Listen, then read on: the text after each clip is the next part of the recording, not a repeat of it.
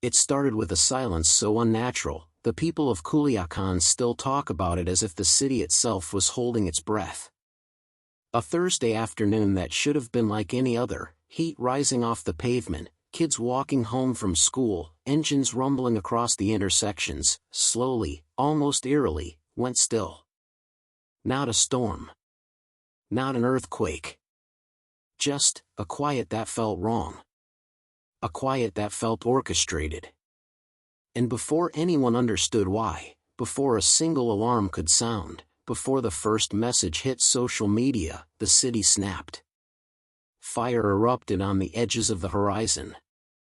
Gunshots rolled across the streets like thunder. Whole intersections were swallowed by burning buses, vehicles hijacked, blocked, and torched in minutes.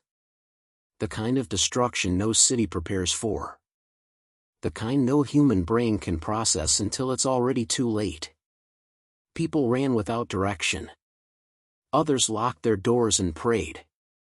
Parents pulled their children from school as armored convoys, real military-style convoys, poured into the city from every angle. Engines roaring. Radios crackling. The air vibrating like something alive. What the civilians didn't know. What no one outside Sinaloa understood in those first few minutes. Was that they had just been pulled into the middle of one of the most surreal, chaotic, and controversial events in modern cartel history. A day the world came to know by one name. El Culiacanazo. The day Sinaloa burned. But on the ground, in real time, nobody had a name for it. They only had questions. And fear. And a city being ripped apart in front of their eyes. Entire military units vanished behind walls of smoke.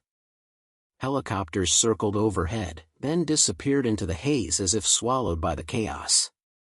Families hid in closets, listening to explosions echo against their windows. People trapped in supermarkets, lying flat between shelves while hundreds of gunmen battled openly in the streets outside. And in the middle of this unbelievable storm, in the middle of the burning roads, the roadblocks, the explosions, the rumors flying faster than bullets, one message spread like wildfire. They got him. 2 words. 2 syllables. Enough to ignite an entire state. Because in that moment, on October 17, 2019, the belief, true or false, was that authorities had detained Ovidio Guzman Lopez, son of Joaquin El Chapo Guzman. And whether it was a planned operation or a catastrophic miscalculation, the reaction it triggered was immediate, violent, and historic. Convoys of gunmen moving with military precision. Roads blocked within minutes. Snipers positioned on rooftops. High-caliber weapons echoing across the skyline. The city transformed into a battleground so quickly that even seasoned cartel watchers couldn't comprehend what was unfolding. Civilians watching from their windows saw things they never thought they'd see. Cars riddled with bullets abandoned mid-road. Government vehicles crushed under the weight of armored trucks. Shops closing their gates simultaneously, like metal shutters slamming in a domino effect of panic. Children crying as teachers locked classrooms from the inside. Elderly people trapped in buses, unable to flee as fire swallowed the roads around them. And through every street, every alley, every neighborhood, one question pulsed like a second heartbeat. How did this happen? Because this wasn't a local shootout. This wasn't a cartel warning. This was something else. Something coordinated. Something powerful enough to force the government of Mexico, one of the largest nations in the world, to make a decision so shocking, so unprecedented, that its consequences are still felt years later. A decision that would divide experts, politicians, law enforcement, and entire communities. A decision that would expose the raw, uncomfortable truth about power in Mexico. A decision that would change how the world viewed cartels forever. But back in those first moments, all anyone knew was the sound of gunfire. The smell of smoke. The messages of fear flooding social media. The desperate calls for help.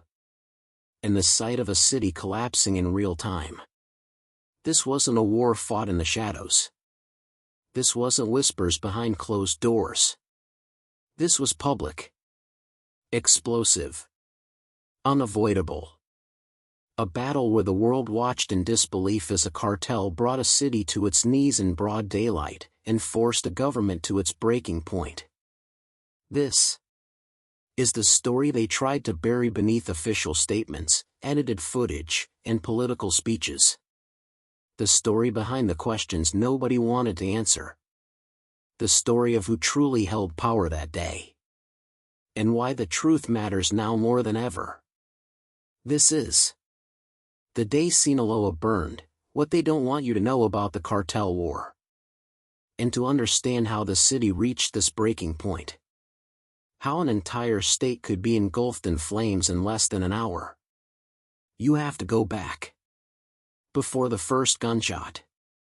Before the first convoy rolled in. Before the sun dipped into smoke. Because what happened that day didn't begin on October 17th. It began long before. Quietly. Patiently. In the shadows.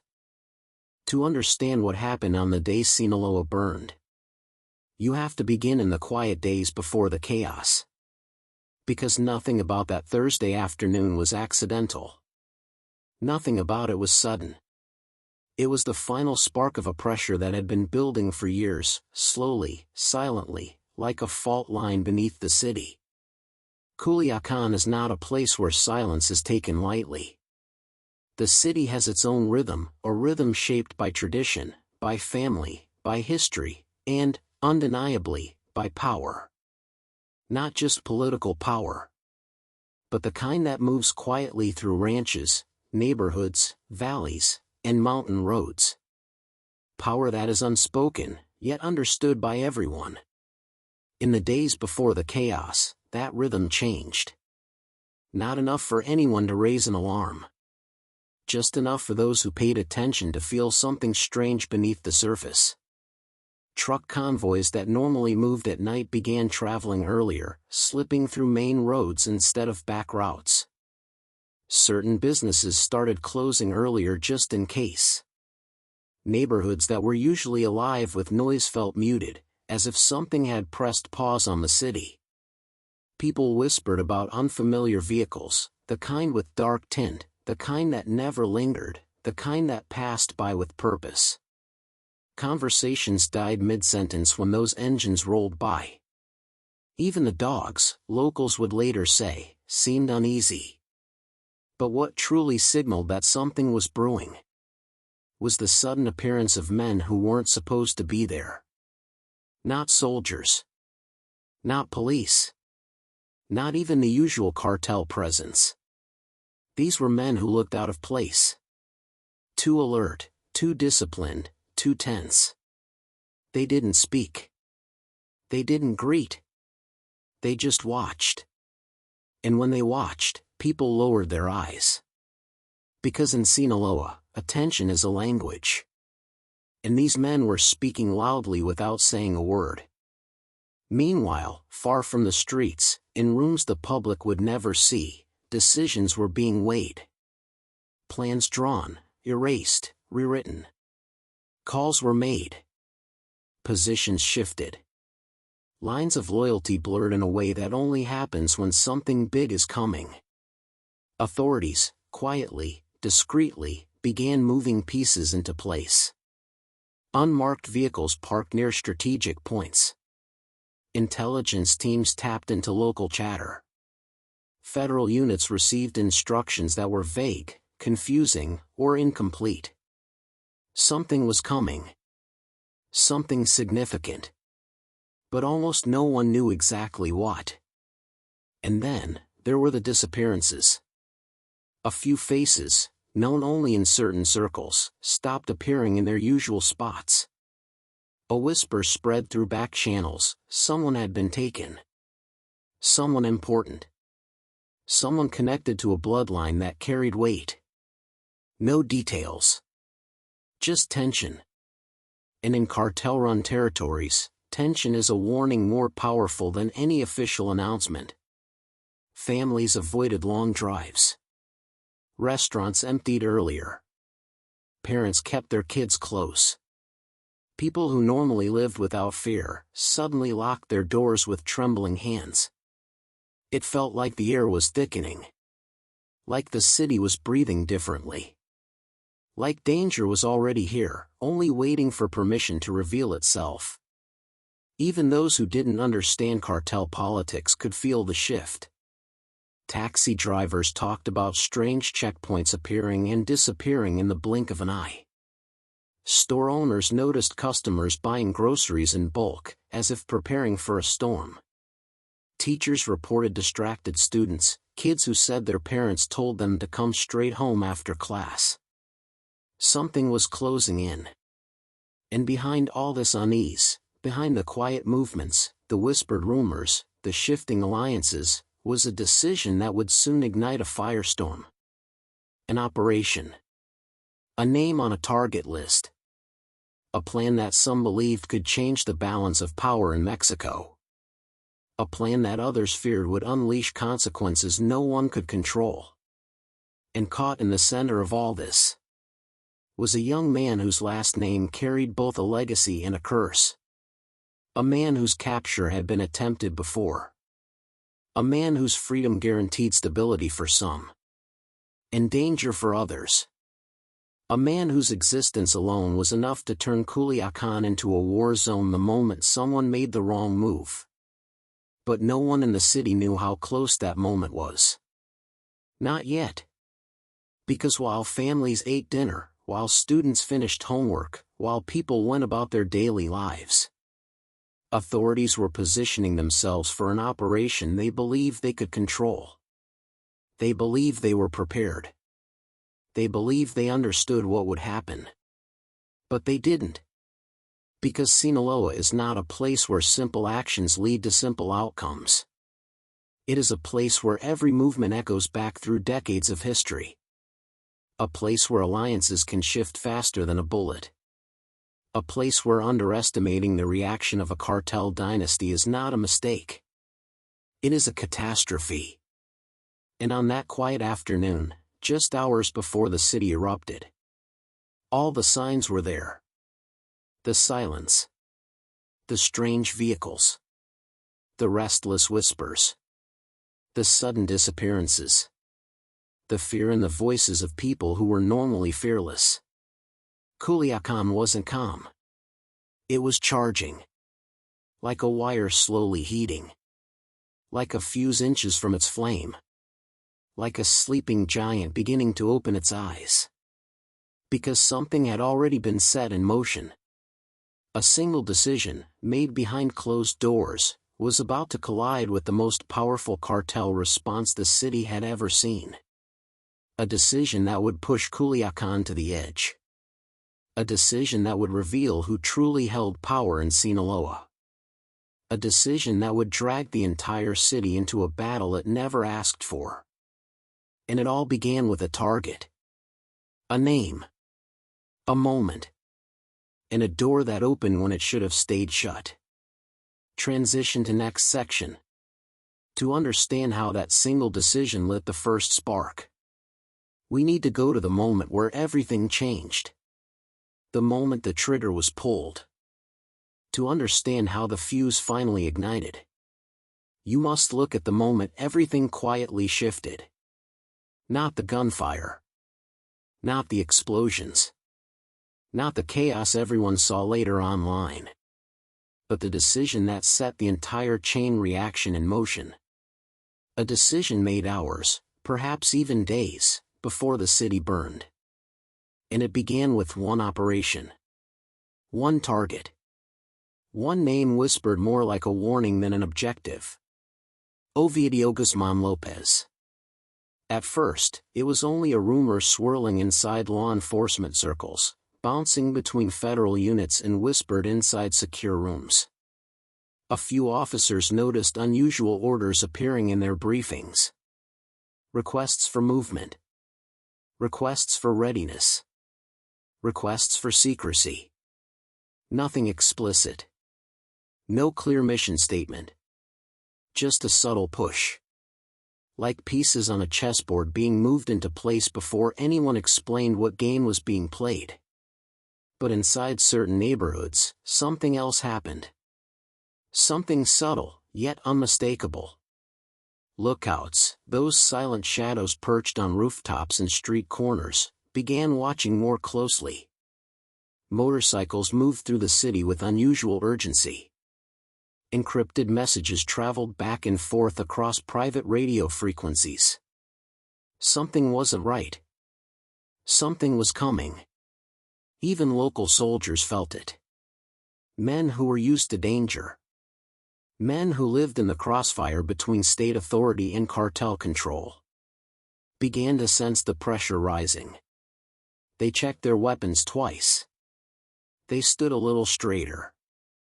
They exchanged looks without speaking.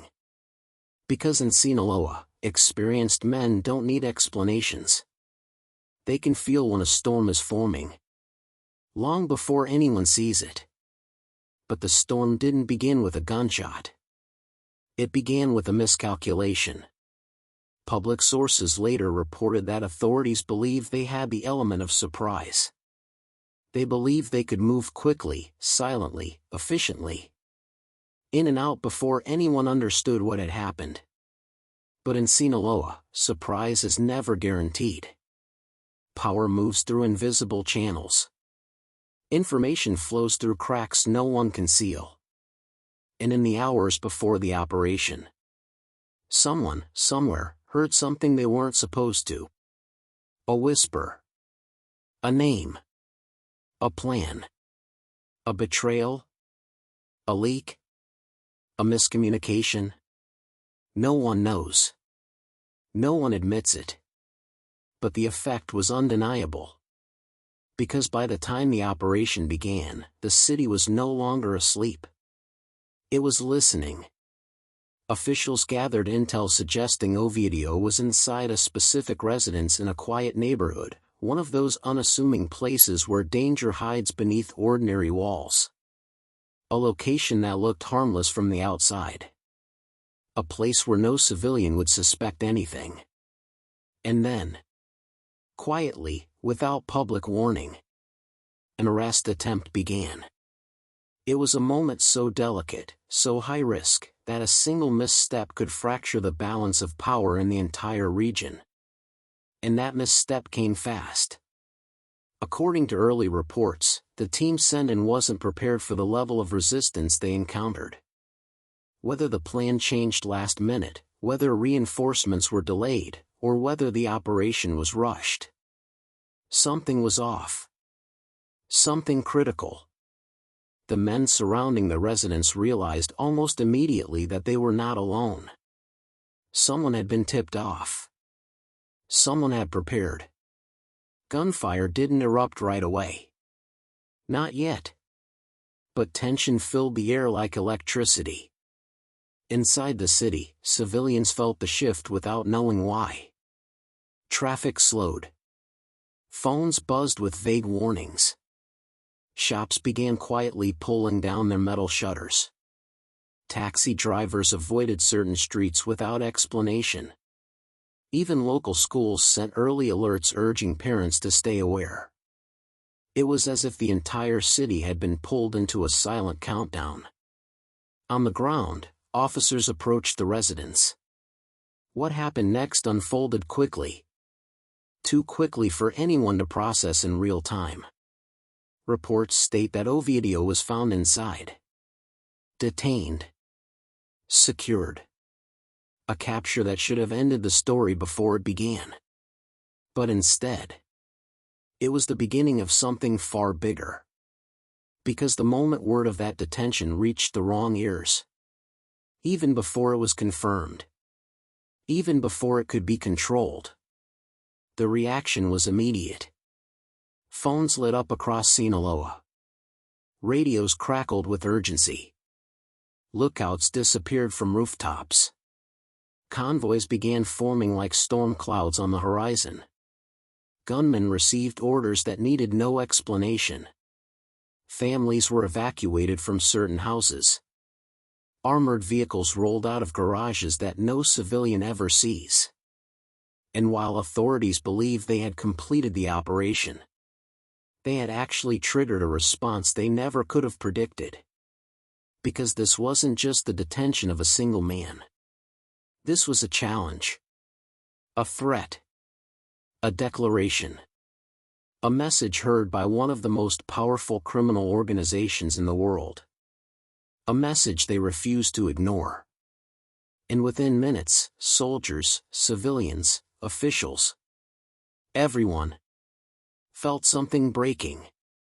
That thin line between control and catastrophe. Between authority and retaliation. Between what should have happened and what was about to happen. The trigger had been pulled. And there was no turning back. Transition, tone drops lower. The city didn't erupt immediately. Not all at once. Not yet. The first shot, the true beginning, was still moments away. But when it came, it would strike with a force no one in Culiacán had ever witnessed. And that moment is what happened next. But every collapse, every implosion, begins with a crack. And in Sinaloa, that crack appeared quietly, almost too quietly, like the soft sound of a rope beginning to fray in a silent room. It happened in a way no one expected. Long before the shootouts, long before the city gridlocked in terror, long before cartel factions openly hunted each other through the streets, there was a moment. One single moment where the entire structure, built on decades of fear, loyalty, and blood, wobbled for the first time. It started with what insiders later called La Operación que nunca debía fallar, the operation that should never have failed. At 2:14 p.m., a convoy moved through a quiet Culiacán neighborhood. Routine. Controlled. Precise. No alarms. No warnings. A simple pickup. The kind of maneuver the cartel could run in their sleep. But then, the first break. A miscommunication. A wrong turn. A vehicle that wasn't supposed to be there. A civilian who saw too much, or a soldier who acted too fast. No one agrees on the exact spark, but every account ends the same way. Gunfire. Sudden. Sharp. Out of place. The kind of gunfire that sends radio operators scrambling, commanders yelling into headsets, and lookouts whispering into burner phones. And instantly, everything changed. Within minutes, panic began spreading through encrypted radio channels, short, urgent bursts of voices talking over each other. ¿Qué está pasando? Repiten. No se escucha. Se cayó la línea. ¿Quién dio la orden? The cartel's communication network, a system refined over decades, momentarily jammed under its own confusion. No one knew who fired first. No one knew if it was an ambush, or betrayal, or a signal. Rumors ignited like gasoline in dry weeds. Some whispered it was the government. Some said it was a rival faction. Others insisted it was an inside job, a deliberate sabotage meant to trigger chaos. And chaos answered. The moment word reached the safe houses, the ranches, the city blocks, the mountain lookout points, all controlled by different loyalties, the entire region exhaled with unease. Because everyone sensed the same thing. This wasn't a random gunshot. This was the universe clearing its throat before a scream. Inside cartel compounds, men paced tighter circles. At military posts, officers exchanged glances they didn't voice out loud. Civilians noticed checkpoints becoming unusually tense. Taxi drivers, shop owners, students, everyone felt the electricity in the air, the pressure shifting beneath the city like a tectonic plate preparing to move. The hierarchy that once operated with machine-like precision was suddenly behaving like a system developing hairline fractures. And that was the moment. The moment when veterans, old operators who had survived raids, wars, betrayals, began saying the same phrase. Algo no está bien. Something isn't right. But what they didn't know yet, what none of them could have anticipated, was that this tiny, almost unnoticed break in the system was about to unleash something far bigger. A chain reaction that would tear through the city, divide loyalties, ignite the streets, and bring Sinaloa to its knees for a night the world would not forget. Because what came next wasn't a confrontation. It wasn't retaliation. It wasn't even strategy. It was the moment the war officially began. And it started with a single whisper, a single confirmation, that spread through the region like a shiver along a spine. They've moved against us. But every collapse, every implosion, begins with a crack. And in Sinaloa, that crack appeared quietly, almost too quietly, like the soft sound of a rope beginning to fray in a silent room. It happened in a way no one expected. Long before the shootouts, long before the city gridlocked in terror, long before cartel factions openly hunted each other through the streets, there was a moment. One single moment where the entire structure, built on decades of fear, loyalty, and blood, wobbled for the first time. It started with what insiders later called La Operación que nunca debía fallar, the operation that should never have failed. At 2:14 p.m., a convoy moved through a quiet Culiacán neighborhood. Routine. Controlled. Precise. No alarms. No warnings. A simple pickup. The kind of maneuver the cartel could run in their sleep. But then, the first break. A miscommunication. A wrong turn. A vehicle that wasn't supposed to be there. A civilian who saw too much, or a soldier who acted too fast. No one agrees on the exact spark, but every account ends the same way. Gunfire. Sudden. Sharp. Out of place. The kind of gunfire that sends radio operators scrambling, commanders yelling into headsets, and lookouts whispering into burner phones. And instantly, everything changed. Within minutes, panic began spreading through encrypted radio channels, short, urgent bursts of voices talking over each other. ¿Qué está pasando? Repiten. No se escucha. Se cayó la línea. ¿Quién dio la orden? The cartel's communication network, a system refined over decades, momentarily jammed under its own confusion. No one knew who fired first. No one knew if it was an ambush, or betrayal, or a signal. Rumors ignited like gasoline in dry weeds. Some whispered it was the government. Some said it was a rival faction. Others insisted it was an inside job, a deliberate sabotage meant to trigger chaos. And chaos answered. The moment word reached the safe houses, the ranches, the city blocks, the mountain lookout points, all controlled by different loyalties, the entire region exhaled with unease. Because everyone sensed the same thing. This wasn't a random gunshot. This was the universe clearing its throat before a scream. Inside cartel compounds, men paced tighter circles. At military posts, officers exchanged glances they didn't voice out loud. Civilians noticed checkpoints becoming unusually tense. Taxi drivers, shop owners, students, everyone felt the electricity in the air, the pressure shifting beneath the city like a tectonic plate preparing to move. The hierarchy that once operated with machine-like precision was suddenly behaving like a system developing hairline fractures. And that was the moment. The moment when veterans, old operators who had survived raids, wars, betrayals, began saying the same phrase. Algo no está bien. Something isn't right.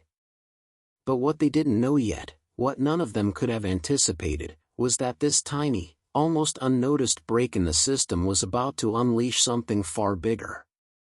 A chain reaction that would tear through the city, divide loyalties, ignite the streets, and bring Sinaloa to its knees for a night the world would not forget.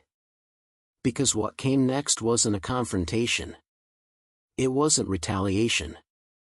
It wasn't even strategy. It was the moment the war officially began.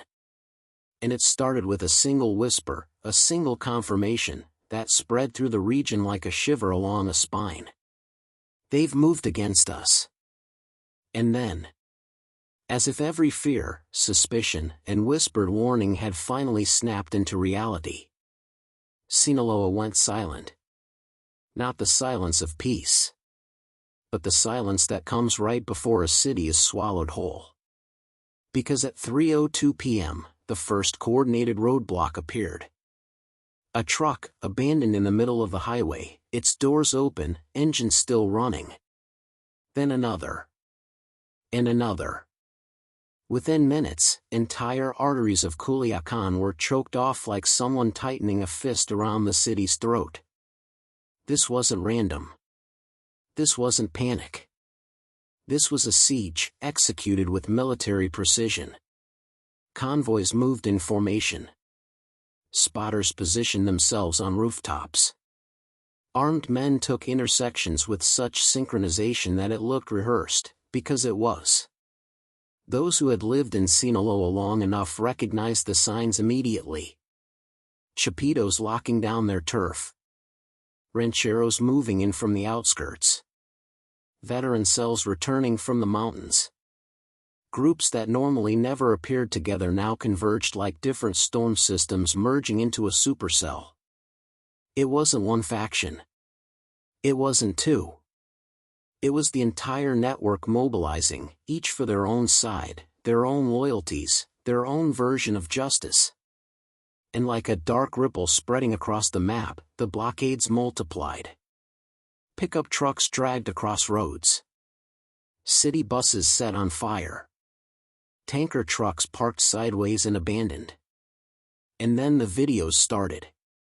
Civilians filming from behind windows, whispering prayers, holding their breath, as burning vehicles turned intersections into walls of flame.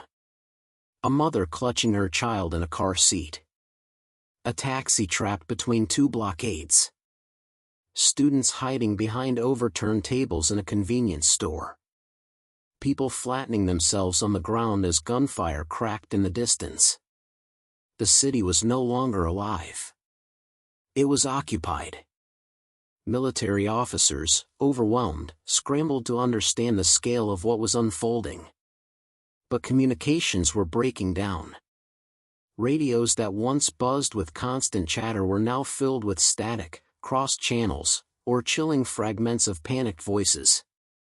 Están cerrando el sur. No podemos pasar, hay fuego en todo el boulevard. Necesitamos apoyo, contesten. But no one could answer. No one could guarantee anything. Because the roads were gone. The safe routes were gone. The structure of the city itself was gone. This was not chaos. This was control through chaos. Every blockade forced people where the factions wanted them. Every burning bus was a barrier. Every hijacked vehicle was a message. No one leaves. Inside neighborhoods, gun battles echoed between houses like thunder trapped in narrow streets. Civilians crouched in hallways, lights off, listening to armored trucks roll past like metal beasts hunting in the dark. Factions maneuvered like military brigades. Advancing, retreating, flanking. Turning the city into a chessboard soaked in smoke. Some groups secured key intersections. Others targeted strategic outposts. Certain factions moved toward the city's heart, while others guarded escape routes toward the mountains. This wasn't just a fight. It was a coordinated citywide lockdown, one that rivaled the tactics of special operations forces. And as the sun dipped, the fire from burning vehicles painted the sky orange. Smoke rose from dozens of locations. Sirens wailed, sometimes close, sometimes distant, sometimes abruptly cut short. It felt like the city was breathing in pain. Trapped. Surrounded. Held hostage by forces most would never see, but everyone could feel. Culiacán was no longer a city. It was a battlefield. And every person inside, young, old, cartel, civilian, soldier, was now part of the same terrifying truth. The siege had begun. And the night ahead would only get darker. But beneath the burning streets, beneath the barricades, the gunfire, the panic, there was one truth that every soldier, every sicario, every government official, and every terrified family hiding in their home understood. This wasn't about the city. This wasn't about the chaos. This was about one man. The man who, at that moment, was sitting in the back of a military vehicle. Hands restrained, surrounded by armed guards who knew. Absolutely knew. That keeping him there might cost them their lives. His name wasn't spoken aloud that day. People whispered it. Mouthed it silently. As if saying it too loudly might summon something worse than bullets. Because this wasn't just any figure. This was a son of legacy, a bloodline that shaped entire regions. A name that commanded loyalty in some, terror in others, and respect everywhere in between. And as the siege unfolded, every faction closing in, every roadblock rising in flame, one chilling truth pushed through the smoke. He was the target everyone wanted. And the man no one could afford to lose. But why? Why did capturing him ignite a war? Why did holding him turn an entire city into a battlefield? Why did releasing him seem both unthinkable and unavoidable? The answer lay in his significance, not as an individual, but as a symbol. To the government, he represented a victory. A headline. An operation successfully executed. A message to the world. We can take down anyone. But behind closed doors, even high-ranking officials knew something darker. He wasn't just another arrest. He was a fault line. A crack that, if pulled too hard, could split open an entire region. Because his capture wasn't just a tactical move. It was a declaration of war on people who did not negotiate, did not hesitate, and did not forgive. Inside the compound where he was being held, soldiers paced with nervous glances, gripping their rifles so tightly their knuckles turned white. They kept checking the doors. The cameras. The windows. Every sound made them flinch. Some tried to stay professional. Some tried to follow protocol. But deep down, every single one of them felt the same cold truth pressing against their spine. They were holding a man whose freedom was worth more than all their lives combined. And outside. In the smoke-choked city, in the burning intersections, in the roar of armored trucks cutting through the streets. Thousands of loyalists were moving with one purpose. Get him back. At any cost. Because his capture sent a message they could not ignore. It hinted at betrayal. At cracks forming inside the organization. At politicians making promises behind closed doors. At rival factions waiting to exploit the confusion. If he talked. If he even appeared to be cooperating. It could unravel years of alliances, codes, and blood-bound loyalty. If he stayed silent, he was a hero. If he cracked, he was a threat. If he disappeared into a federal prison, he was a martyr. Every option was catastrophic. But releasing him carried its own danger. It wasn't just surrender. It was humiliation.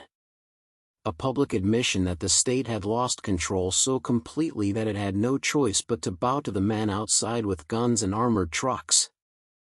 And for the officials inside that room, for the commanders, the advisors, even the president himself, that reality settled like dust in the air. Keeping him would destroy the city. Releasing him would destroy their credibility. He was a paradox wrapped in flesh. A man whose value was measured not in money or territory, but in the consequences that rippled out from his name. And as he sat quietly, almost eerily calm amidst the storm he had unintentionally unleashed, he must have known it too. He wasn't just a prisoner. He was the spark. The flame. The match that had fallen onto dry leaves. His loyalty, whether real, feigned, or forced, was the single most dangerous weapon in that moment. Because if he stayed loyal, a war would be fought to protect him. If he betrayed even a fraction of the organization, a deeper, more gruesome war would erupt from within. Every second he remained in custody tightened the noose on the city. Every minute raised the stakes. And as the smoke outside thickened, as the gunfire grew louder, as factions converged with the force of a closing trap, everyone, from the lowest foot soldier to the highest government official, understood the same terrifying truth. This wasn't just about capturing him. It was about what capturing him meant. And the consequences were only beginning. While the city burned in plain view, there were battles that the world would never see. Not in news footage, not in social media clips, not even in the carefully edited statements the government would later release. These were firefights that occurred in alleys, in abandoned warehouses, behind unmarked doors, and in the shadowed hills surrounding Culiacán. Moments where life and death were decided quietly, brutally, and invisibly. The streets outside were chaos enough, burning buses, blockades, snipers on rooftops, but inside, in these hidden corners, the real war was being fought. Convoys were ambushed before they ever reached intersections. Men in black fatigues appeared and disappeared like shadows, striking swiftly, leaving only whispers and echoes behind. Explosions erupted in warehouses that no civilian dared approach. Civilians heard them, sure, but what exactly happened, who attacked whom, and why, remained impossible to trace. At the same time, the government, caught between an unfolding humanitarian crisis and an unprecedented cartel response, hesitated. Orders were delayed. Communications faltered. Commanders hesitated to act without confirmation of enemy positions, fearing an ambush, a trap, or worse, a massacre in the open streets. Every pause cost precious minutes, and every minute allowed the factions to consolidate their control. Soldiers who had trained for years found themselves paralyzed by the unfamiliar scale of the response. They could predict a small-scale operation or a single ambush, but this was a full-scale, citywide siege, conducted with military precision by an enemy they had spent decades studying. And that enemy was not just one group, it was many. Rival factions, loyalists, opportunists, and foot soldiers all moving in a way that seemed chaotic, yet somehow coordinated. In those hours, entire neighborhoods became ghost zones. Areas where civilians vanished, shuttered themselves inside homes, or fled through back alleys nobody documented. Neighbors later described streets where no lights were on, no voices were heard, and even dogs refused to bark. Vehicles abandoned mid-road, doors swinging open as if their drivers had disappeared into thin air. People watched from windows, hearts pounding, as armored SUVs rolled past with men pointing rifles in every direction, sometimes firing at targets no one else could see. These were battles fought entirely off-camera, yet the consequences were visible everywhere. Burned cars, barricades, bullet-riddled walls, shattered glass, and the trembling panic of those caught in the middle. factions moved like chess masters in the shadows. Some positioned themselves to block military reinforcements. Others secured escape routes for high-ranking members. Snipers watched intersections, relaying information through encrypted radios. Convoys communicated in bursts of static-filled transmissions, coordinating movements that looked improvised, but were meticulously planned. Every decision, every movement, every gunshot had a ripple effect through the city, reshaping control with every heartbeat. At the edges of the city, the rural and mountainous regions became staging grounds for ambushes the government would never report. Unmarked vehicles, armored trucks, and motorcycles coordinated attacks that cut off escape routes before federal units even knew they were moving. Civilians driving home reported roads blocked by men no one recognized, only to watch them vanish as quickly as they appeared. Farmhouses and ranches became fortified strongholds, home to groups no intelligence report had predicted. And all the while, helicopters hovered overhead, sometimes government, sometimes cartel, blurring the lines between defenders and aggressors. Witnesses later described the terror in hushed tones. One man, trapped in his small apartment, said the street below looked like a war movie, but unlike a movie, nobody stopped the violence. Another woman recalled the sounds of bullets ricocheting through the alley behind her building, followed by the thud of armored vehicles crashing into barricades. The ghost zones were alive with fear. Adults spoke in whispers, children clutched parents' hands in terror, and no one dared leave home, yet they could hear the battles raging all around them.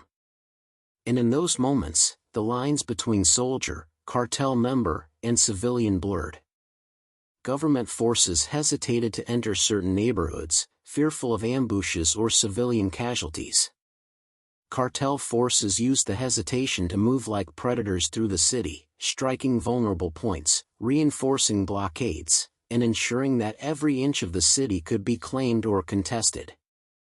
Every tactic, every sudden flare-up, every silent retreat, every sniper shot, was calculated to exploit the breakdown of communication. Because in Sinaloa, information is power. And in those unseen battles, the power belonged to whoever moved fastest, struck hardest, and vanished without leaving a trace. No one outside the city knew the true scale. The world saw smoke and flames. They saw blockades and gunfire. They didn't see the thousands of decisions, the hundreds of silent firefights, the dozens of ambushes that never made it into a single report. Yet those unseen battles determined the flow of the entire siege. They decided who controlled streets, intersections, and neighborhoods. They decided who survived, and who didn't. And as night fell over Culiacán, the unseen war raged on. The streets above were chaos. The rooftops were silent snipers' nests. The alleys held ambushes. The forests and mountains held reinforcements moving unseen. Every second added pressure, every decision carried risk, every whisper might be the signal for the next attack. By the time civilians dared to peek outside, they realized that what they had witnessed in broad daylight was only half the story. What they never saw, the battles fought off camera, had already reshaped the city. They had already determined the outcome of the night, the siege, and the fragile balance of power in Sinaloa. And in those quiet, invisible firefights, the true cost of the day became clear. Culiacán wasn't just burning. It was being rewritten. Every war, no matter how chaotic, has a moment where the balance shifts, where what once seemed unstoppable suddenly falters, and what seemed impossible becomes inevitable. For Culiacán, that moment arrived not with fanfare, not with announcement, but with a subtle misstep, a whispered error, and a decision that would echo through the city for years to come. Hours into the siege, the chaos on the streets had become almost unbearable. Blockades rose like walls of flame. Gunfire cracked in every neighborhood. The cries of civilians mixed with the roar of engines and the echo of explosions. Communication lines, both official and encrypted, were saturated, crossed, and unreliable. Federal units hesitated to advance. Cartel factions maneuvered like predators, exploiting every gap, anticipating every movement. And then it happened. A convoy of federal troops, moving to reinforce one of the hotspots, became the first to encounter the perfect storm of miscommunication. Orders had been delayed. Coordinates had been swapped. Radio channels overlapped with private cartel transmissions. Men who were supposed to act together instead found themselves isolated, unsure whether the voices over the radio were allies or enemies. By the time the error was realized, the convoy had driven directly into an ambush. Gunfire erupted from rooftops and side streets. Armored vehicles were hit. Pickups exploded. Men were pinned down in open streets. The air filled with smoke, dust, and the unmistakable sound of a battle that no one controlled. It was not a defeat in the traditional sense, but it was enough. Enough to shift momentum. Because when a professional force hesitates, the other side sees an opening. And the cartel forces, ever watchful, pounced. Simultaneously, across the city, a different operation was unfolding. A faction loyal to the captured target moved quickly to protect their leader, attempting a rescue, while others took advantage of the confusion to reclaim lost territory. The streets, already fractured by blockades, suddenly became corridors for a series of coordinated strikes, carried out with precision that surprised even the most experienced military observers. One key location, a small intersection near a central neighborhood, became the epicenter. It was a point both sides desperately wanted to control. When federal units tried to advance, sniper fire pinned them down. When armored vehicles attempted to flank, they were met with improvised barricades and ambush points the attackers had set up hours earlier. The city itself, streets, alleys, and buildings, became a weapon. Every corner, every rooftop, every abandoned building was part of a strategy the world would never see in a report or video. It was in that intersection that the first high-level betrayal revealed itself. Reports later suggested that someone within the federal operation had miscommunicated key coordinates, or worse, had leaked them. The reason remains disputed. Some say it was panic, some say human error, and some say deliberate manipulation. But whatever the cause, the result was undeniable. The cartel gained the upper hand. The consequences were immediate. Federal units, already stretched thin, were forced into defensive positions. Reinforcements, waiting to move into the city, hesitated, fearing another ambush. Cartel fighters, emboldened, began expanding their control, pushing deeper into neighborhoods that had only moments before been contested. Civilians, sensing the shift, realized that the balance of power had moved decisively, and dangerously, in favor of those who had orchestrated the siege. And yet, this wasn't a single event. It was a cascade, a series of dominoes falling in succession. The initial ambush triggered counterattacks. Counterattacks caused more confusion. Confusion led to hesitation. Hesitation allowed the cartel to exploit openings that should have never existed. In less than an hour, a situation that had been tense and unpredictable became almost entirely out of the government's control. Every street that had been secure was now contested. Every route through the city was either blocked or dangerous. Even those who thought they could remain neutral, civilians, bystanders, low-level operatives, found themselves in the crossfire. Ghost zones, once peripheral, now became central theaters of conflict. The city was no longer fighting on multiple fronts, it was fighting for survival. It was also in this moment that some of the cartel's covert strategies became visible. Roads that appeared empty were deliberately cleared of civilians. Rooftops and high points had been pre-positioned with lookouts. Signals passed silently between groups, guiding ambushes and retreat paths. Every attack, every movement, every explosion was choreographed to exploit hesitation, fear, and misjudgment. And at the heart of it all, at the center of the chaos, was the captured target. Still alive, still contained, still the spark around which the city had ignited. Every second he remained in custody, every decision made about his fate rippled through the streets. And every tactical error, miscommunication, or delay gave the cartel the advantage they needed to take the siege from chaos to total dominance of the moment. By the time night fell, the consequences of that turning point were clear. The government, once confident in their operation, was now reacting. The cartel, once responding, was now initiating.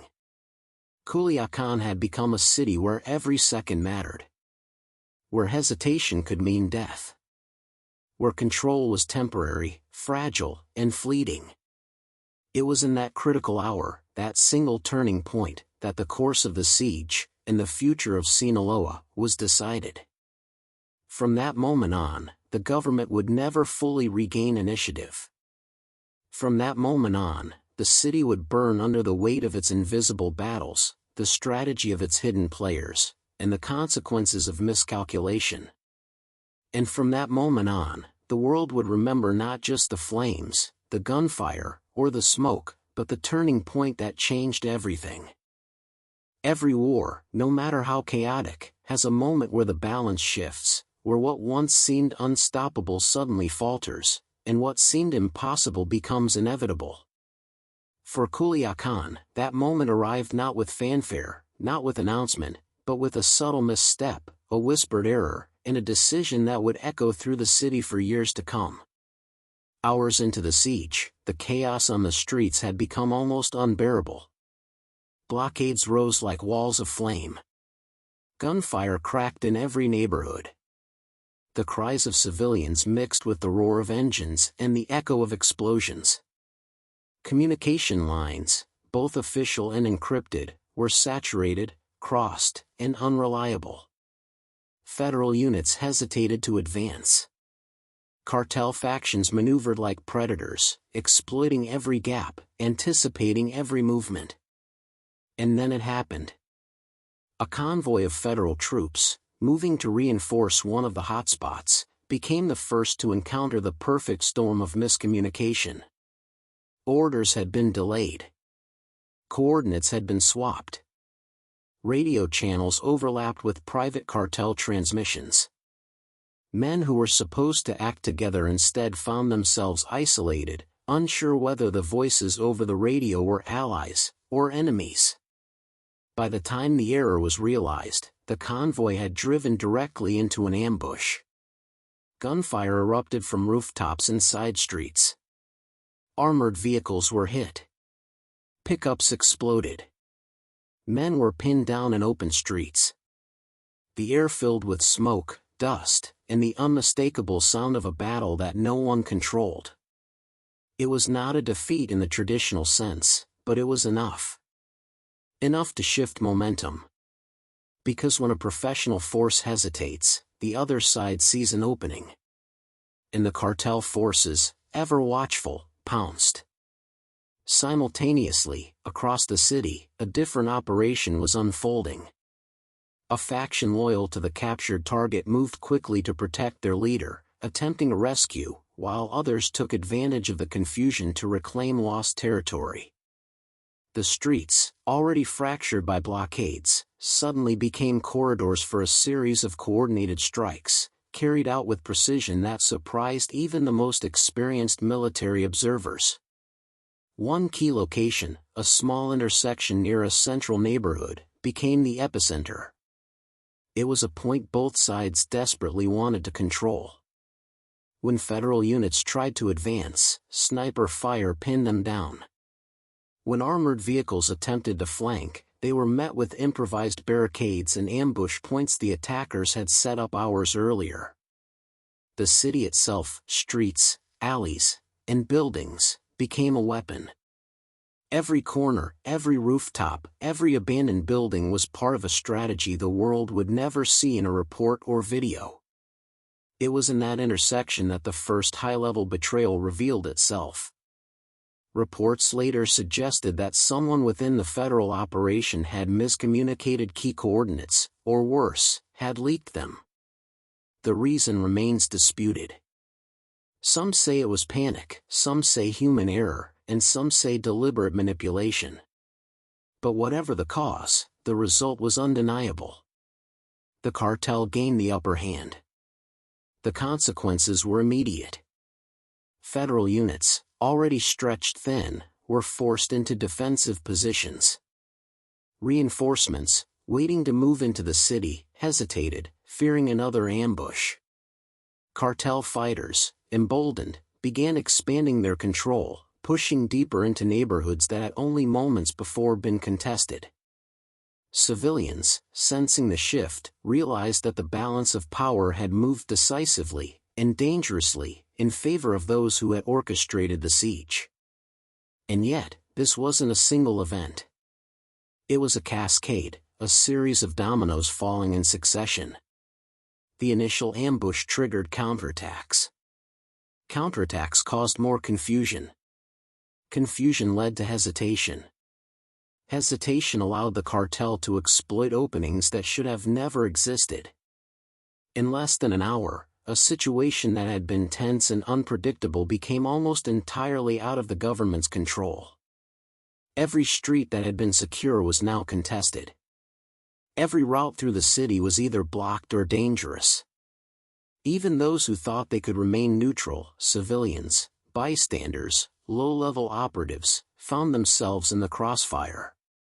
Ghost zones, once peripheral, now became central theaters of conflict. The city was no longer fighting on multiple fronts, it was fighting for survival. It was also in this moment that some of the cartel's covert strategies became visible. Roads that appeared empty were deliberately cleared of civilians. Rooftops and high points had been pre-positioned with lookouts. Signals passed silently between groups, guiding ambushes and retreat paths. Every attack, every movement, every explosion was choreographed to exploit hesitation, fear, and misjudgment. And at the heart of it all, at the center of the chaos, was the captured target. Still alive, still contained, still the spark around which the city had ignited. Every second he remained in custody, every decision made about his fate, rippled through the streets. And every tactical error, miscommunication, or delay gave the cartel the advantage they needed to take the siege from chaos to total dominance of the moment. By the time night fell, the consequences of that turning point were clear. The government, once confident in their operation, was now reacting. The cartel, once responding, was now initiating. Culiacán had become a city where every second mattered. Where hesitation could mean death. Where control was temporary, fragile, and fleeting. It was in that critical hour, that single turning point, that the course of the siege, and the future of Sinaloa, was decided. From that moment on, the government would never fully regain initiative. From that moment on, the city would burn under the weight of its invisible battles, the strategy of its hidden players, and the consequences of miscalculation. And from that moment on, the world would remember not just the flames, the gunfire, or the smoke, but the turning point that changed everything. As night deepened over Culiacán, the city no longer resembled a place of homes, shops, and schools. It was a battlefield, a labyrinth of fire, smoke, and gunmetal shadows. Every street, every intersection, every abandoned alley had become part of a conflict that the world could barely comprehend, and much of it would never be seen by anyone outside Sinaloa. The last hours of the siege were the most chaotic. Fires flared unpredictably, consuming vehicles, street corners, and sometimes entire buildings. Gunfire, which had already erupted in waves throughout the day, intensified as the factions maneuvered for control over critical points. Convoys moved in every direction, armored trucks, pickups bristling with weapons, motorcycles darting between debris-strewn streets. And in the background, the haunting wails of sirens, punctuated by explosions, painted a city in its death throes. This was not a battle of equal sides. It was a war fought between a frantic, overstretched government and a cartel network operating with absolute local knowledge. Factions loyal to the captured target had gained confidence after the turning point, and now they acted with audacity. Strategic intersections, previously contested, were now firmly in their control. They used every tool at their disposal: snipers on rooftops, ambushes in side streets, barricades designed to slow or channel government reinforcements, and improvised explosives planted in vehicles and abandoned buildings. The federal forces, for all their training and firepower, struggled to respond. Communications faltered repeatedly. Reports arrived late, or not at all. Officers hesitated as every move could trigger ambushes or provoke civilian casualties. Even elite units, once confident in their plans, found themselves forced into reactive positions, constantly responding to unexpected threats instead of dictating the battlefield. And then came the last major confrontation, the clash that would decide which side held the advantage by the end of the night. It occurred near a central district, where several main roads intersected, effectively acting as the heart of the city's arteries. Federal units attempted to secure the intersection, to establish a foothold from which reinforcements could operate. But cartel forces, already prepared and aware of every movement, unleashed a coordinated counterattack. Gunfire erupted in intense, controlled bursts. Armored vehicles rammed barricades, then reversed to draw forces into traps. Motorcycles weaved through chaos, disorienting troops and civilians alike. Molotov cocktails and improvised explosives erupted along the streets, sending fireballs skyward. Buildings shook from the force of nearby explosions, showering glass and debris on streets where terrified civilians crouched. Amidst this, smaller factions executed covert maneuvers that no outside observer could have predicted. One group of fighters cut off the government's rear flank, intercepting reinforcements before they reached the intersection.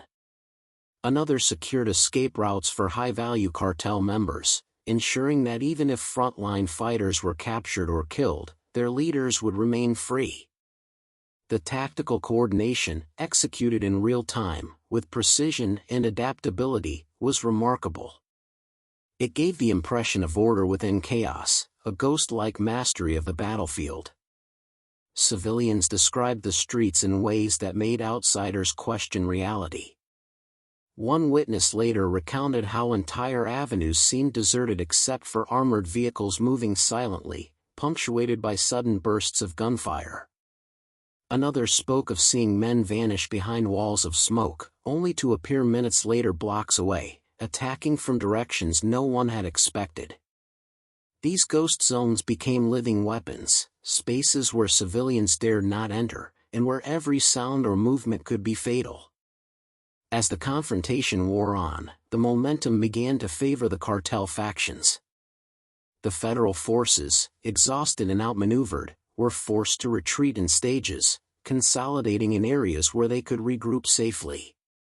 Even in those moments, the cartel did not pursue indiscriminately. Their movements were deliberate, tactical, and disciplined, focusing on securing control rather than committing random destruction. By midnight, the intersection that had been the site of the fiercest fighting fell entirely under cartel influence. They controlled access points, escape routes, and high ground, essentially dictating the terms of the remaining conflict. But the night was far from over. Unexpected twists continued to unfold.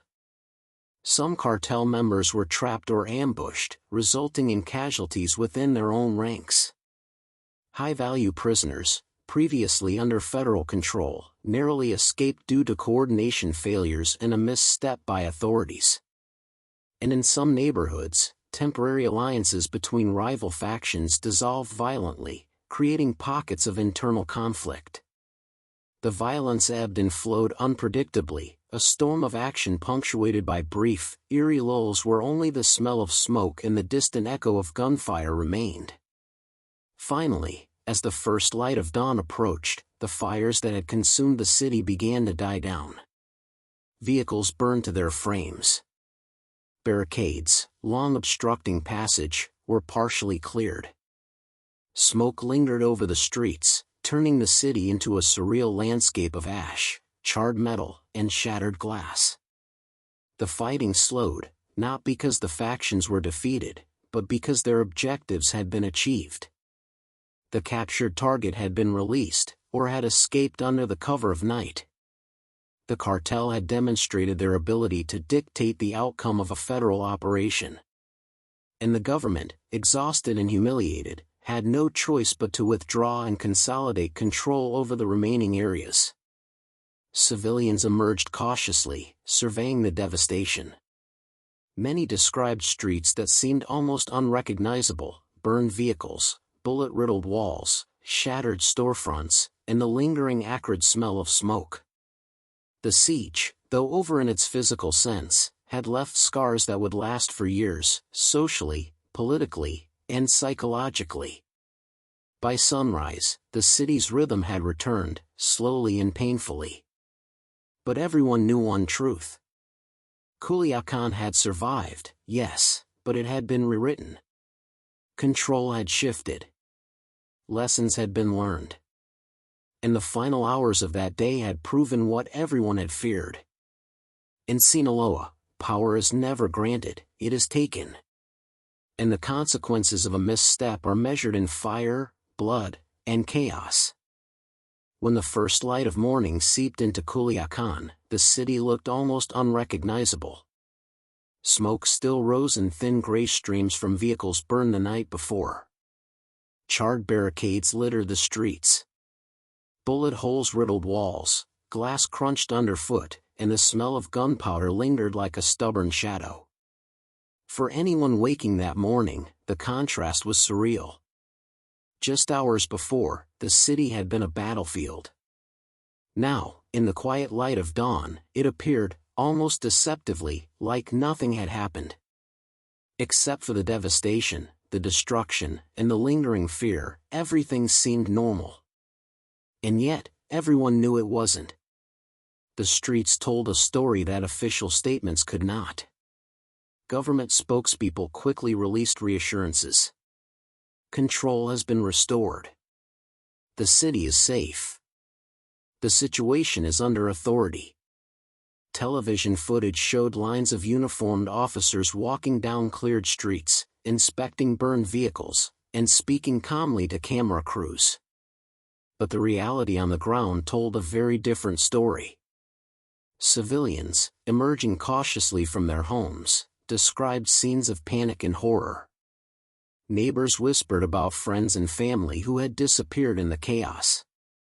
People pointed to walls riddled with bullet holes and barricades still smoldering from the night before. Every shattered window, every overturned vehicle, every charred bus was evidence of what the cameras, and the official narrative, could not fully capture. Cleanup began almost immediately, but it was a process tinged with secrecy and selective reporting. Armored vehicles that had been abandoned were quietly towed away under cover of darkness. Barricades were removed slowly, carefully, leaving the impression that the streets had been cleared efficiently. Yet in the shadows, the casualties remained. Bodies, some hidden by fleeing civilians, some taken away before authorities arrived, left gaps in the official count. It was a city attempting to put a veneer of order over a night of chaos that would never be fully documented. Eyewitnesses spoke in hushed tones about what had truly happened. A store owner recounted hearing gunfire directly outside his window, but when officials arrived later, the same street appeared calm and empty. A father described hiding his children in a bathroom for hours while firefights erupted just blocks away, yet official reports made it seem like nothing had occurred in the neighborhood at all. Even as cameras showed streets cleared, locals knew the truth. The scars of that night would linger far longer than the smoke. The human cost was immediate, yet subtle. Injuries that never made it to hospitals, families displaced, stores looted under the cover of chaos, and an entire population traumatized by the realization that no street was safe, no building secure, no authority reliable. Many residents remained in their homes for days afterward, waiting for certainty that the conflict was truly over. Even the bravest officers admitted in private conversations that they had been overwhelmed, forced into reactive positions, and that the cartel's coordination had far exceeded expectations. Amidst the destruction, the power structure shifted visibly and invisibly. The target who had sparked the conflict, once captured, then released under duress, returned to his organization, stronger and more revered than before. Factions loyal to him consolidated influence, claiming territory that had been contested, reinforcing the perception that control had shifted decisively. Other factions, who had previously held sway over certain neighborhoods, were weakened, forced to retreat or realign under new leadership. For the first time in months, the balance of power in Culiacán, and in Sinaloa more broadly, had been recalibrated in favor of the cartel. Even government units had to acknowledge the practical consequences. Some officers were reassigned, operations were reviewed, and protocols were updated to prevent similar failures in the future. The political fallout would follow soon after, but on that morning, the lessons were being learned the hard way. Sinaloa had shown that local knowledge, coordination, and ruthless adaptability could overpower even the best-trained units. Civilians, however, carried the most immediate memory of that morning. Children walked cautiously to school, streets were quiet, and parents remained vigilant. Neighbors shared stories of survival, comparing notes on where gunfire had erupted and who had disappeared. Even those not directly affected understood the new reality: the city had changed. It would never again feel entirely safe, and the presence of invisible watchers, the ever-present network of loyalists, lookouts, and armed operatives, was a constant reminder that control had shifted. By mid-morning, most of the physical cleanup was underway. Streets were passable. Emergency services resumed routine work. Government statements proclaimed stability. Yet beneath the surface, in the minds of every resident, soldier, and local operative, a single truth remained. Culiacán had survived a war. But the war had left its mark. And the city would never forget who had won it. The fires had died down. The immediate chaos had ended. But in homes, in businesses, and along streets now empty of combat, the psychological scars, the unseen casualties, and the reshaped power dynamics ensured that the aftermath of that night would echo for years. The morning after was not just the end of the siege. It was the beginning of a new chapter, one defined by fear, respect, and an unspoken acknowledgement that in Sinaloa, control is never permanent, and survival is measured in both strategy and ruthlessness. In the immediate aftermath, Culiacán slowly returned to a semblance of normalcy. The fires had burned out. The streets had been cleared. Vehicles towed. Barricades dismantled. Government statements insisted that order had been restored. But beneath the surface, the city, and the region, had changed forever. The siege, though lasting only a day, reshaped the cartel's internal dynamics in ways no single confrontation could have predicted. The factions that had acted with coordination, precision, and ruthlessness emerged stronger.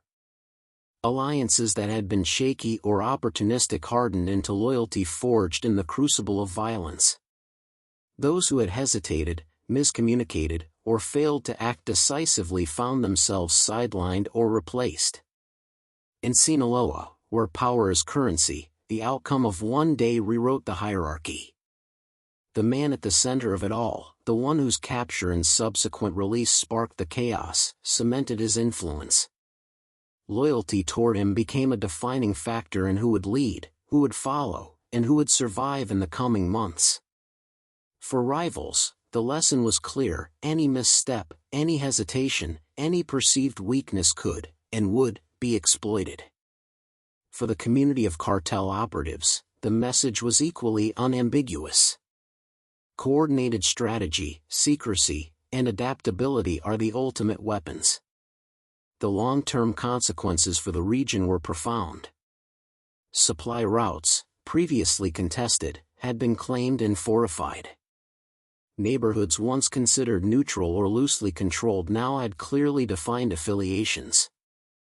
Smuggling operations and drug distribution networks shifted overnight, reflecting the new power structure. Even outside the immediate borders of Culiacán, surrounding towns and cities adjusted. The ripple effect of that single siege changed the calculus of local law enforcement, rival cartels, and government intelligence agencies.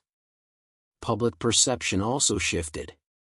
For years, authorities had promoted the idea that the government could control, or at least contain, the cartels.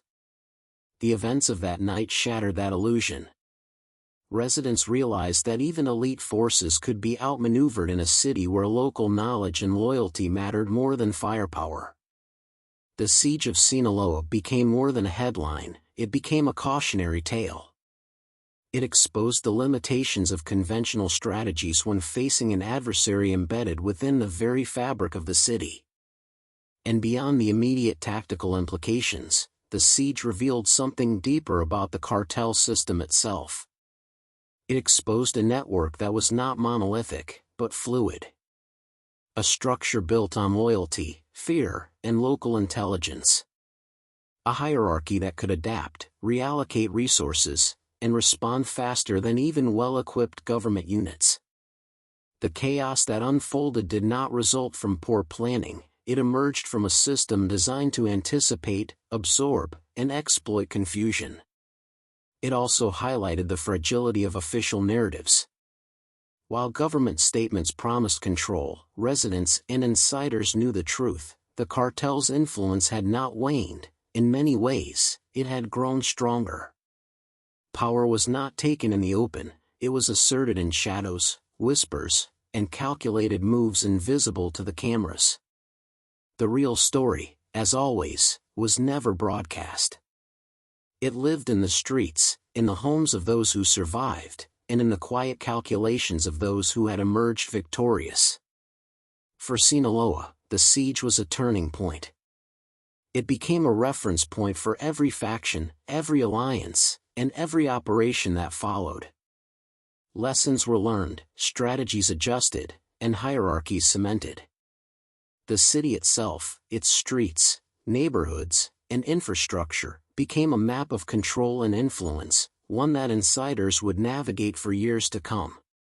And for the outside world, the event revealed a truth too often ignored. Cartels are not simply violent organizations, they are complex systems, with intelligence, adaptability, and strategic vision. They operate like living organisms, responding to stimuli, exploiting weaknesses, and continuously reshaping themselves in response to challenges. In the end, the siege of Sinaloa was more than a violent confrontation. It was a revelation. A demonstration of power, strategy, and survival that left an indelible mark on the city, the region, and the understanding of organized crime in Mexico. The fires may have died down. The streets may have cleared. But the implications, the political, social, and strategic consequences, were just beginning. For anyone paying attention, one lesson was unavoidable. In Sinaloa, power is never static, loyalty is currency, and a single day of chaos can redefine everything. As the sun fully rose over Culiacán, the city appeared calm once more. Streets were open. Vehicles moved. Life, on the surface, had returned. But the truth lingered beneath the pavement, behind the walls, and in the minds of everyone who had lived through the siege. Culiacán had survived, but it had been rewritten. Neighborhoods, once neutral, now bore invisible markers of control. Factions, once hidden in the shadows, now commanded open influence. And the people, those who had witnessed the chaos, the violence, and the fear, understood a lesson no official statement could ever convey. Order is fragile. Control is temporary. And power is never absolute. The siege had exposed the strengths and weaknesses of every player. The cartel, ruthless and adaptive, had demonstrated its ability to move like an organism, coordinating, responding, and dominating in ways invisible to outsiders. The government, constrained by bureaucracy, hesitation, and miscommunication, had learned the limitations of force when faced with an opponent embedded in every corner of the city. And the civilians, caught in the crossfire, had learned what survival truly demanded: vigilance, silence, and luck. The target, whose capture had ignited the chaos, emerged as both symbol and catalyst. His influence, loyalty, and strategic importance were undeniable. The night had proven one truth above all: in the Sinaloa system, one person can ignite a war, but only the network, the loyalty, and the coordination determine who will survive it. What happened that night would not stay in the streets of Culiacán. It would ripple across Mexico and beyond. Other cartels would study the siege. Governments would reevaluate their strategies. And the delicate balance of power in the region would shift permanently. And yet, for all the guns, the barricades, and the smoke, the story of that night is also about what you don't see. The off-camera firefights, the ghost zones, the whispered betrayals, and the decisions made in silence, all of it mattered. Because the war was not just fought in the streets. It was fought in the minds of those who survived, those who planned, and those who adapted faster than anyone else. Culiacán had burned, yes. But it had also revealed the mechanics of power, the fragility of authority, and the true cost of survival. It showed that even the most organized and well-equipped forces are vulnerable when facing an adversary embedded within the very city they think they control. It proved that chaos, when orchestrated with precision, can rewrite an entire social and political landscape in a matter of hours. And as night fell again, weeks later, the city would sleep, but it would never forget. Every burned intersection, every rebuilt wall, every cautious glance from a civilian became part of the story. Culiacán had survived the day the cartel war escalated beyond anything anyone imagined. And those who lived through it carried the memory of fire, gunfire, and the unseen battles that decided the course of history. Because in the end, the siege of Sinaloa was more than violence. It was a demonstration of strategy, loyalty, and the dark efficiency of a system built to survive chaos. It was a lesson to those inside, those outside, and those who would ever dare to intervene. In Sinaloa, the streets speak louder than words, the shadows are never empty, and the consequences of a single day can echo for generations.